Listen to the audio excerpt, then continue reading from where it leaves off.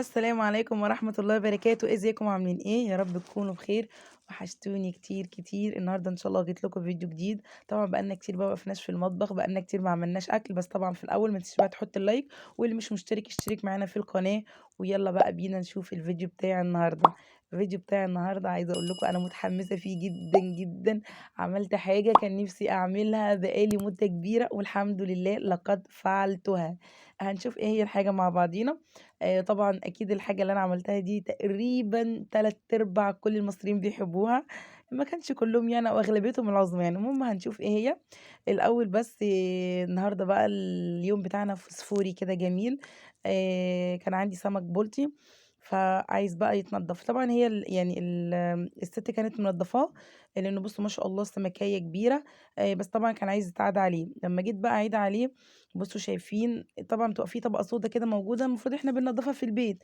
أنا عمّالة أعمل فيها بالفرشة، بس أنا مش شايفة السلسلة، مش واصلة اللي هو للشوكة يعني، أو السلسلة بتاعة الضهر بتاعة السمكة.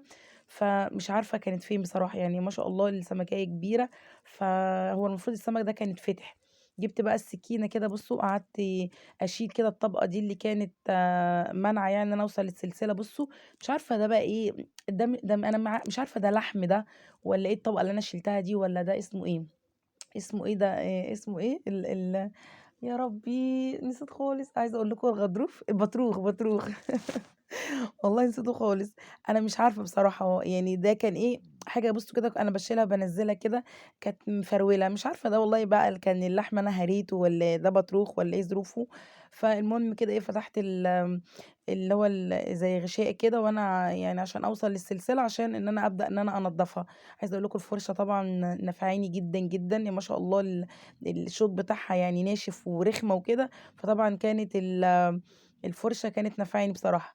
و أنا النهارده يعني ده سمك بلطي، وفي ماكريل، تمام. ودول يعني البولتي الست منضفاه، والماكريل لأ، أنا إيه يعني هانضفه، يعني هافتحه كده من من الضهر سنجاري، علشان خاطر إيه يعني هنشويه. إحنا بنحب الماكريل مشوي يعني. والبولتي لأ، هاقليه عادي، يعني البولتي هيبقى مقلي عادي، تمام. أنا كان عندي بُصّوا في الفريزر حوالي 3، 4 سمكات تاني صغيرين، وده كبير. أنا مش هاعمل السمك ده كلّه، يعني أنا هاقسّمه بس هانضفه، بس هاقسّمه. تمام. وهاعمل كبير على صغير. يعني أنا عندي في الفريزر اللي هُم ال3، 4 دول صغيرين، ده كلّه كبير. اللي أنا بانضّفه ده لأ، ده كبير. فلأ، هاعمل 2 كبار على 2 صغيرين كده، يعني اللي هو إيه، ما اعملش كلّه كبير، وما تبقاش اللي في الفريزر يتاكل كلّه إيه، صغير يعني. وبرضه هاضبّطه إن هو إيه، يبقى على أكلتين. المكاريل برضه 2، السمكتين يعني هاعمل برضه واحدة النهارده، والتانية باشيلها مع الأكلة التانية يعني اللي أنا إيه هاعملها. أنا لمّا باجيب السمك باعمله يعني باحب أعمله إيه، على أكلتين يعني، لإني إيه، أنا يعني قليل ما باجيب سمك من هنا. في الغالب يعني إيه، باجيبه من عند ماما. بس ده كان المرّة دي يعني إيه، كان من هنا. المهم بُصّوا أنا خلّصت بقى السمك بتاعي ونضّفته. تعالوا بقى بُصّوا بقى اللي أنا متحمسة له. إيه ده بقى، إيه ده؟ أكيد طبعًا عرفتوا. يا جماعة أنا هاخلِّل فسيخ. أنا جِبت سمك بوري وهاخلِّله، تمام. أنا بُص بقى غسلته من بالليل، يعني شطفته كده وغسلت الخياشيم بتاعته كويس، وحطيته إن أنا أصفّيه. هو عايز يتصفّى وهو واقف كده، تمام. بس أنا ما كانش عندي حاجة طويلة إن أنا أصفّيها. لو عندِك إزازة كبيرة اللي هي بتاعة الحاجة الساقعة دي، تقدري تفتحيها ويعني تقصيها كده وتوقّفيهم فيها. بس أنا جِبت اللي هي الإيه يا ربي، افتكرت المبشرة بتاعتي دي، وشِلت الدُرج منها ووقّفتهم كده إن هُم يتصفّوا جواها. طبعًا هي ما نزّلتش حاجات كتير. يعني نزّلت المَيّة اللي نزّلتها، يعني نزّلتها في الطبق اللي أنا حاطاه تحت المصفى. تحت المبشرة دي. أنا حطيت الطبق لإن هي مفتوحة من تحت يعني، فعلشان إيه ما تبهدلّيش الدنيا. وغطّيتهم كده بالكيس زي ما أنتم شُفتوا، علشان إيه، يتصفّوا براحتهم. خلاص، دلوقتي بقى أبدأ إن أنا أخلّلهم. دول سمكتين كانوا عاملين كيلو، السمكتين كانوا عاملين كيلو. جِبت بقى المنديل بتاعي، وبابدأ كده إن أنا أحطها في الخياشيم، عشان إيه، لو فيها أي بواقي من المَيّة بتاعتي، المنديل بتاعي يمتصّها يعني. بس دول عايزة أقول لكم بقى فرحانة بالسمكتين دول جدًا، جدًا، جدًا. طبعًا الفسيخ في الشتا بيطوّل، الوقت بتاعه بيطوّل. عايزة أقول لكم أنا خلّيته قبل كده، بس ما صوّرتهوش معاكم. على ما أعتقد لأ ما صورتهوش، بس خلّلته يعني قبل كده، دي تاني مرّة أخلّله، بس كان تحفة، بجد لمّا اتخلّل كان تحفة. ده كان الكيلو عامل 160 جنيه. 160 يعني هُم الاتنين دول تقريبًا كانوا عاملين 160 جنيه، كانوا عاملين كيلو بالضبط يعني. بس شايفين بقى الدم اللي بيطلع أو دي مَيّة بدم من الخياشيم، بس خلاص كده نضّفته بقى ونشّفته كويس أوي، وبعد كده بقى هاجهّز الخلطة اللي أنا هاحشيه بيها. أنا هاحشيه بملح وشطة بس، تمام. في ناس بيحطّوا كركم وأنا المرّة اللي فاتت كنت حاطّة عليه كركم، بس لأ، يعني أنا هاخلّله بالملح والشطة بس كده فقط لا غير. بُصّوا شايفين بقى المناديل، أمسح بقى كده من على الضهر بتاعه. عايزة أقول لكم وأنا باعمله هنا حمزة يقول لي: "أنتِ ليه قتلتيها يا ماما ليه؟" بيري ترد عليه تقول: "لأ يا حمزة، بيري ما ماما ما قتلتهاش، الست هي اللي قتلتها." ما شاء الله الاتنين واقفين بيغنوا ويردوا على بعض. المهم جِبت بقى بُصّوا الملح بتاعي ملح عادي خالص، يعني ولا ملح خشن ولا ملح رشيد ولا ملح أي حاجة، ملح عادي خالص بتاعنا. حطيت بقى الملح بتاعي وبعد كده هاحط عليه كمية شطة حلوين يعني. يعني كنت حاباه يبقى مشطشط كده بقى جامد بصراحة يعني. عايزة أقول لكم أنا متشوقة جدًا، نفسي أفتح عليه النهارده قبل بكرة يعني، بس طبعًا إحنا بما إننا في شتا فبيطوّل يعني، فأنا هاسيبه براحته، هادّي له مدته يعني بُصّوا مدته الكافية يعني عشان لمّا يعني آكله بقى كده آكله بضمير وأنا مستريحة. المهم حضّرت بقى كده البتاع. عايزة أقول لكم طبعًا أنا كنت فاكرة إن التليفون بيصوّر بس هو فعلًا فصل. المهم بُصّوا أنا عملت مليت الخياشيم بتاعة السمكة بتاعتي من الناحية دي بالملح والشطة، والناحية التانية بالملح والشطة، بس كده وتخليله بيبقى في الخياشيم بس. وبعد كده بارُش على السمكية كده على الضهر بتاعها وعلى الوش بتاعها كده، يعني معلقة ملح من هنا ومعلقة ملح من هنا كده باوزّعها على ضهر السمكية بتاعتي. وبس كده، هو ده التخليل بتاعه بسيط جدًا، جدًا، جدًا، ما فيهوش أي حاجة. وبعد كده بابدأ إن أنا أفرّغ الهوا من الكيس اللي أنا أحُط فيه السمكية بتاعتي. أنا حطيت هنا كل سمكية في كيس، وبعد كده بقى حضّري يا حاجة شقلة أكياس بقى والشنط اللي عندي كلّها بقى. أنا بتبقى عندي أكياس بقى كده باشيلها، بصراحة أنا باشيل الأكياس. الشنط الكبيرة باعملها للزبالة عزّكم الله يعني، والشنط الصغيرة دي باسيبها بتنفعني يعني. عايزة أقول لكم إن الشنط دي كلّها شنط طبعًا نضيفة. شنط مثلًا جبنة فينو، شنط مثلًا حاجة من الصيدلية، شنط صيدلية. شنط مثلًا كنا جايبين حاجات حلوة مثلًا حمزة وبيري من اللي هو السوبر ماركت يعني وكده، فكلّها طبعًا كلّها شنط نضيفة يعني. الشنط اللي أنا باخلّيها الشنط اللي هي بتاعة البطاطس والبصل، لأ لو جايبة بطاطس أو بصل وكده دي بارميها يعني. المهم بُص بقى جِبت بقى شنطة جوّه شنطة، شنطة جوّه شنطة جوّه شنطة، وبافضّي الهوا منها أهو بُص شايفين بقى كل واحدة كده بقى حوالي 5، 6، 7 شنط بقى يعني اللي يقدّرِك عليه ربنا حُطّيهم يعني. أهو بصوا شايفين؟ كده، كده، كده لازم بقى إن إحنا نحطّهم في الأكياس دي كلّها، ولازم إن إحنا نكون مفرّغين الهوا من الأكياس دي. أول سمكة كده خلاص خلصت، والسمكة التانية برضه هابدأ إن أنا هاعمل لها نفس الحاجات. بُصّوا دي الشنطة دي بتاعة فرن يعني من فينو كايزر أي حاجة يعني. أهو بُصّوا بقى شنطة، جوّه شنطة، جوّه شنطة، جوّه شنطة، يعني ما تستخسريش في الشنط بقى بتاعتِك. الأكياس في ناس ممكن يلفّوه بستريتش، بس أنا بصراحة أنا عندي استريتش، بس يعني أنا عندي شنط دي كتير، فقُلت لأ خلّي الاستريتش لحاجة تانية، والشنط دي بُصّوا كلّها نضيفة أهي. هاعمله في الشنط دي ما فيش أي مشكلة، عشان برضه اللي ما عندوش استريتش يعمل في الشنط عادي خالص، خالص. وجِبت بعد كده شنطة كبيرة بقى حطيت السمكتين جوّه الشنطة الكبيرة، وهاقفلهم كده ما لقيتش قدّامي غير اللي هو بتاع الكهربا ده، قُلت يالّا مش مشكلة برضه هيأدّي الغرض، ومش عايزة تقفليهم برضه عادي ما فيش أي مشكلة يعني. وقفلتهم بقى كده شايفين الله بجد يعني أنا ريحتهم واصلة لي لحد هنا. وبعد كده بقى أي علبة عندِك بقى أي حاجة بقى تحطيهم فيها. بُصّوا أنا لقيت بقى العلبة دي. عايزة أقول لكم في الأول كده هُم كانوا داخلين طبعًا يعني بصعوبة شوية، بس لأ دخلوا. عايزة أقول لكم هُم ما فيش يومين وطبعًا بقوا يخشوا ويخرجوا من العلبة سهلين جدًا طبعًا لإن هيبدأ ينزّل المَيّة بتاعته. وبعد كده تبدئي تقلبيه على الوش ده بعد 5 أيام وتقلبيه على الوش ده تقلّبي فيه يعني. المهم بقى بُصّوا بقى يا جماعة إحنا النهارده بقى صرفنا وكلّفنا. الصرف باين والّا مش باين؟ هو باين شوية بس مش باين أوي يعني. إزاي بقى؟ بُصّوا ده جمبري، أنا جِبت جمبري يعني أو تقاوي جمبري، يعني سمّوه زي ما تسمّوه، أو ابن الجمبري أو ولد الجمبري، أي حاجة يعني. المهم أنا يعني عشان أبقّي الفلوس يعني أو أقفّل الفلوس تبقى مجمّدة، فقُلت لها وزني لي بالباقي الجمبري الصغنطوطي ده. عايزة أقول لكم ده جمبري الكيلو ب100 والله، يعني الكيلو الصغير ده الكيلو ب100 يعني بجد الأسعار بقت فظيعة. الجمبري ده كان ب20 جنيه وب25 جنيه اللي هو زي سعر البسارية، يعني البسارية دلوقتي تلاقيها معدية ال40 جنيه، يعني الأسعار بجد بقت رهيبة يعني.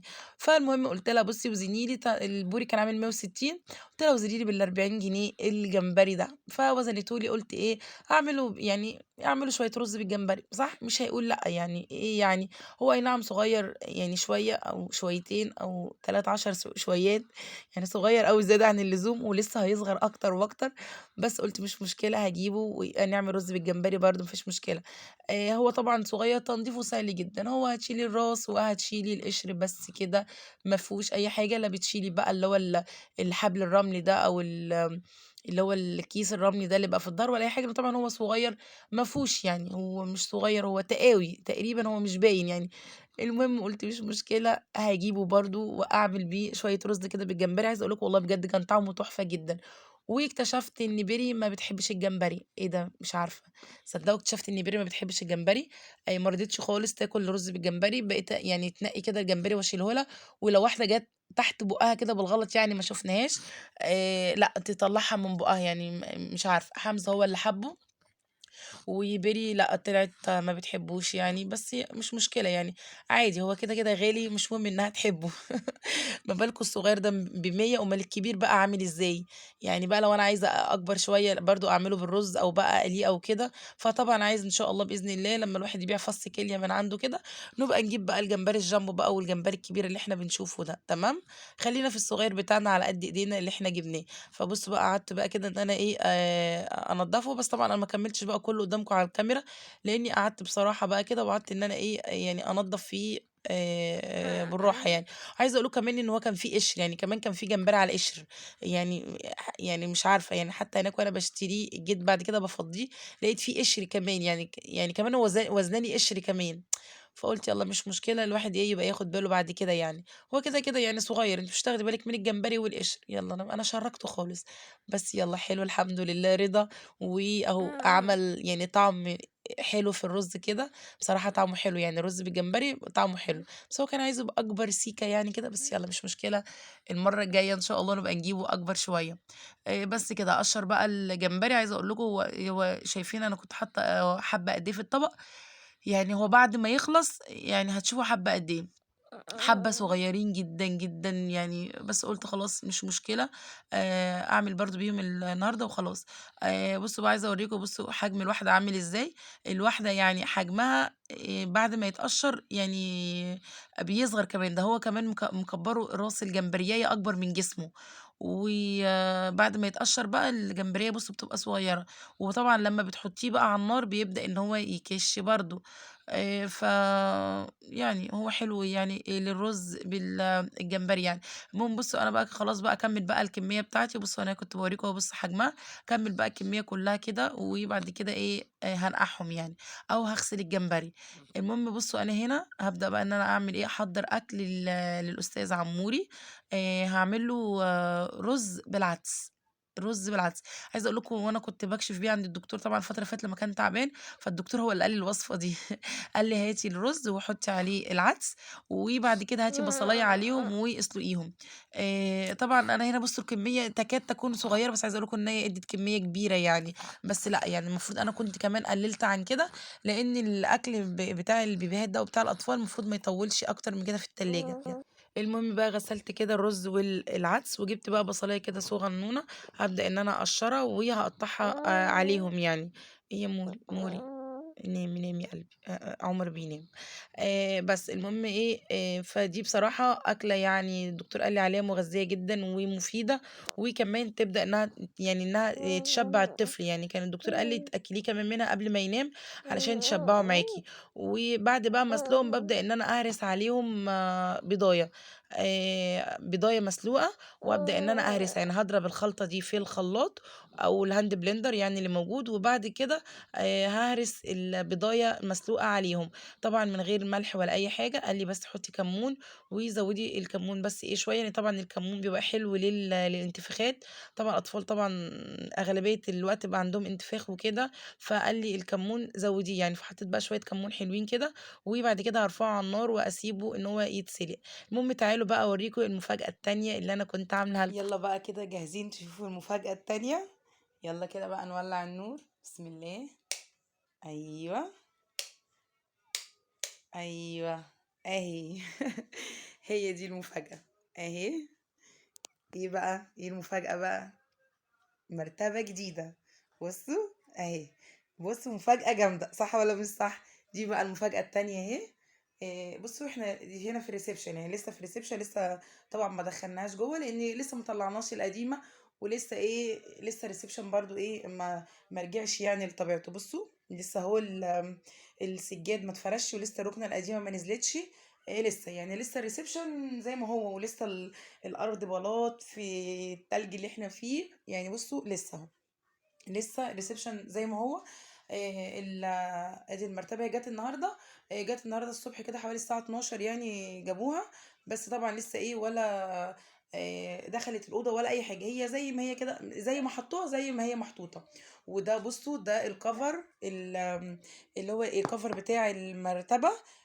ده الكفر لسه بصوا ولا فتحته ولا اي حاجه، هنبقى نفتحه ان شاء الله مع بعض كده واحنا بنفرش برضو السرير. بس دي كده المفاجأة التانية. المرتبة نوعها بصوا، نوع المرتبة من ينسن اهو، ينسن. بصوا بقى هي يعني المراتب انواع، يعني حتى ينسن انواع، فالنوع ده هو نوع جميل كده وليه كذا ميزه كده، هبقى اقولها لكم كده ايه يعني في الفيديوهات الجايه، يعني هبقى اقول لكم يعني على الميزه بتاعتها ليه يعني احنا اخترنا دي. وهبقى افتح بقى ان شاء الله ال الكفر، متحمسه قوي لان انا ما كانش عندي كفرات، انا اصلا ما عنديش كفرات، ده اول كفر كده مرتبه اجيبه، بتاع السرير الكبير. والمرتبة دي حجمها ولا مساحتها ولا مقاسها ايوه مقاسها ايه حجمها ومساحتها. المرتبة دي مقاسها 170 في 190، دي كده تاني مفاجأة معانا. فقولوا لي بقى رأيكم بقى في الكومنتات، المفاجأة دي حلوة ولا وحشة؟ بصوا كده بعد ما سلقته بقى، بصوا بقى بيوريه خالص كده، فطبعا بقى ايه هضربه في الخلاط، وبعد كده بقى ههرس البضاية، بس مش ههرس البضاية على الكمية دي كلها، الكمية دي هحطها في التلاجة، وههرس البضاية على الكمية اللي انا هاكلها له بس. فبصوا بقى شايفين، بصوا بعمل ازاي، طبعا ريحته عدسي جدا جدا، بس هو طبعا ناقص له الجزر، بس عادي يعني برضو ممكن اعمل، كنت احط عليه جزر او بطاطس او كده، بس انا ايه ما عنديش جزر، عندي بطاطس بس لا ما كانش عندي جزر يعني، فالمره دي اكله له كده. والمره الجايه بس طبعا احنا بنعمل لسه ما بنحطش عليه رز، ايوه صح هو زياده فيه الرز، فعادي برضو ممكن احط له عليه الجزر وممكن احط له عليه البطاطس، فيعني المره الجايه بقى ان شاء الله نبقى نزود عليه الحاجات اللي انا بقول لكم عليها دي. بعد كده هضربه بقى في الخلاط، واحط ما تبرد خالص، يعني هسيبها تبرد دلوقتي خالص، بعد كده اضربها في الخلاط. بصوا انا حتى بعمل كده عادي، لو عجنت كده كده انا هضربها اصلا، هضربها وهشيل الكميه في علبه ما عدا بس الحبه اللي انا هاكلهم له، وهم دول اللي هرسله عليهم البضايه واكلهم له. ودي كده وجبه حلوه جدا كامله متكامله، عايزه اقول لكم الدكتور قال لي وجبه حلوه قوي قوي ومشبعه، وكمان لما اكلها له كمان قبل ما ينام بالليل، فبجد وجبه حلوه، فانا ان شاء الله بقى اجربها وهعملها له وبقى عشان ياكلها بالهنا والشفا. دلوقتي بقى هابدأ إن أنا أعمل التتبيلة بتاعة السمك بتاعي. قولوا لي بس الأول إيه رأيكم بقى في المفاجأة التانية. دي برضه اشتريناها الحمد لله كده، يعني الواحد بيبدأ يعني أو بيحاول يجدد واحدة واحدة كده. بصراحة الحاجتين إحنا كنا محتاجينهم جدًا. طبعًا الركنة زي ما أنتم كنتم عارفين، الركنة الأولانية كانت ضايعة خالص، يعني كانت تقريبًا هي كانت بقت خشب، يعني هي بقت خشب. المرتبة طبعًا بتاعتي إحنا برضه المرتبة القديمة برضه كانت اللي هي المراتب الجاهزة دي، بس إيه بقى، كانت بقى اللي هو خلاص خلاص استهلكت، وكمان ما كانتش برضه ماركة كويسة أوي، فطبعًا يعني حلو أوي الحمد لله يعني إنها قعدت معانا لحد كده، فبرضه كانت محتاجة إنها تتغيّر، فبرضه الحمد لله إيه يعني غيّرناها. عقبال يا رب كل واحد نِفْسه في أي حاجة حلوة يجيبها، واللي نِفْسه يجدد أي حاجة يجيبها، وبجد ربنا يعين كل واحد، يعني بجد الأسعار بقت غالية جدًا، جدًا. فالمهم نرجع بقى للأكل بتاعنا النهارده بقى الفسفور الجامد ده، و دلوقتي بقى أنا تبّلت مش تبّلت، عملت التتبيلة بتاعة السمك، حطيت اللي هي التوم، وحطيت عليه نُص قرن فلفل كده، وحطيت بقى عليه الليمون والكمون الخل، وضربتهم كده في الكبة بتاعتي، وبعد كده حطيتهم كده في طبق بقى على جنب، وبعد كده مسكت مكان الكبة جبت بصلاية، وهابدأ إن أنا أفرمها في الكبة، البصلاية دي هاعمل بيها الرز بتاع السمك يعني. بُصّوا شايفين حبّة الجمبري بقوا عاملين إزاي، شايفين؟ صغيرين جدًا. المهم هاخد بقى معلقة كده من التتبيلة دي وأتبّل بيها إيه، الجمبري بتاعي يعني. التتبيلة دي فيها طبعًا كل حاجة يعني، تتبيلة السمك، وهاحط بقى على الجمبري بتاعي كده وأتبّله، وهاركنه على جنب كده الجمبري ده اللي هو بتاع إيه، السمك، تمام. بقت بقى التتبيلة هاتبّل بيها السمك بتاعي بقى إيه، اللي أنا كنت ناقعاه وغسلته. عايزة أقول لكم الجمبري أنا حطيته في مَيّة بملح بس كده لمدة 10 دقايق وخلاص، يعني الجمبري الحاجات اللي بتبقى نضيفة يعني ما بتبقاش فيها زفارة. ودلوقتي بقى السمك، بصوا شايفين انا بوريكم السمكة الكبيرة والسمك الصغير، والباقي انا شلته في الفريزر. وده اللي احنا هنعمله يعني ايه غدا النهارده. وببدأ بقى ان انا اتبل بقى كده السمك بتاعي بالتتبيلة التوم يعني بتاعت السمك. وهتبل كمان اللي هي السمكة المكاريل اللي انا هشويها. ودي كانت سمكة كده كانت ست يعني وزناني كذا واحدة على الميزان. بس المهم اتاري شِلت بقيتهم يعني في السمك اللي اتشال في الفريزر يعني. ودي هي اللي لقيتها كده إيه، في بطن السمكية، أنا بافتح السمكية أتاريها كانت مستخبية في بطنها يعني، بس طبعًا كنت منضفاها يعني. دلوقتي بقى إيه خلاص كده السمك متبل، مش اه ناقص غير على القلي. إيه يا حموسي؟ ماما، إيه؟ انا عايزة اكل سندوتش. حاضر، ساندوتش إيه؟ سندوتش نوتيلا، نوتيلا. أنا عارفة. وانت اللي بتعمل لي طماطم. أنا عارفة إن أنت ما بتطلبش غير ساندوتشات النوتيلا. حاضر، هاعمل لك ساندوتش طب نوتيلا. أهو حمزة ما بيطلبش غير سندوتشات النوتيلا. المهم قُلت بقى إيه، أعمل كده طبق سلطة كده. والحاجة كده إيه، يعني السمك متبّل وما فيش بقى غير إن أعمل الرز. بس أنا باعمل الرز قبل ما ناكل على طول يعني عشان يبقى سُخن، فباعمل الرز على عين والناحية التانية باكون باقلي في السمك يعني. و بس كده يعني ما باخدش وقت يعني إيه، في السمك، يعني باحب أعمل الرز وأنا باقلي السمك. بعد يعني ما أوطّي عليه أبدأ بقى إن أنا إيه، أقلي في السمك بتاعي، فالاتنين بيخلصوا في نفس الوقت. لإني بصراحة باحب السمك وهو سخن، ما باحبوش إيه، يعني باحبه برضه وهو بارد بس طالما أنا لسه عاملاه يبقى أنا آكله سخن، إيه اللي يخلّيني آكله بارد يعني. جِبت بقى الطماطم بتاعتي والخيار، وقُلت أعمل بقى إيه، طبق سلطة كده أركنه يعني على جنب، عقبال ما إيه، أخلّص السمك بتاعي يعني. قطّعت بقى كده الطماطم وقطّعت الخيار بتاعي. وصراحة ما كانش عندي جرجير أو أي حاجة من الورقيات يعني اللي هو الشبت أو بقدونس أو الحاجات دي، بتتحط على السلطة بتبقى برضه بتدّي طعم حلو. فكان عندي كده إيه ورقتين 3 من الخس الكابوتشا، قطّعتها إيه على طبق السلطة بتاعي. وقطّعت نُص فلفل حراق، بصراحة كان نفسي أقطّع يعني كذا قرن كده، بس لأ محمد إيه يعني ما لوش في الحراق أوي، فقطّعت كده إيه نُص واحد يعني. وحطيت عليهم برضه شُفتِ كل ده من البصلاية والله. خدت برضه معلقة من البصل على إيه السلطة بتاعتي. وهاعصر عليهم كده إيه نُص ليمونة باكمّل خَل، يعني باحُط ليمون وباحُط إيه خَل. وكده طبق السلطة بتاعي بقى جاهز بقى. دلوقتي بقى هاعمل إيه، هاعمل الرز بالجمبري. بُصّوا أنا هنا كنت شويت السمكية المكاريل، جبت بقى الحلة اللي أنا هاعمل فيها كده الرز وحطيت فيها معلقتين من الزيت، وهانزل برضه عليهم بمعلقة صغيرة من البصلاية. بُصّوا هي بصلاية واحدة اللي أنا عملت بيها الرز يعني، خدت منها معلقة للسلطة ومعلقة هنا لتشويح الجمبري، والباقي بقى هاعمل الرز عادي تمام. المهم أنا بس هاستنى لمّا الحلة بتاعتي تسخن وأنزّل الجمبري. الجمبري لازم ينزل على الحلة سخنة أو الطاسة سخنة أو كده، علشان ما ينزّلش المَيّة بتاعته يعني، والجمبري ياخد الصدمة ويستوي على طول. دي حاجة، تاني حاجة الجمبري ما بيطوّلش على النار أبدًا، أبدًا، يعني الجمبري ده لو طوّل منِّك على النار هتلاقيه بقى عامل زي الكاوتش كده، اللي هو مش هتحسّي بطعمه، هيبقى ما لوش طعم أصلًا. فالجمبري من الحاجات اللي ما بتاخدش وقت على النار. على فكرة كمان الكاليماري أو السبيط برضو من الحاجات اللي ما بتاخدش وقت خالص على النار. هو تقريبا الأسماك يعني كلها ما بتاخدش وقت على النار، يعني بتستوي بسرعة. بصوا بقى، أنا هنا بقى شوحت الجمبري في معلقة البصل اللي أنا نزلتها. طبعا الجمبري متبل وكل حاجة. بعد كده بقى هشيل الجمبري من الحلة. مش هينفع أكمل الرز مع الجمبري لأن طبعا كده السوا بتاعه هيزيد جدا. فشلت بقى كده الجمبري بتاعي من الحلة، ومكانه هبدأ إن أنا أعمل الرز عادي خالص. فطبعا بقى طعم الرز هيبقى خطير. وكمان قشر الجمبري كان ممكن ان انا برضو اعمله شوربه واسقي بيه بالرز. بس يعني هو انا الحمد لله اللي ما عملتش كده، لان بيري بقى ما كانتش هتاكل خالص منه، ان طعمه طبعا كان برضو هيبقى متغير.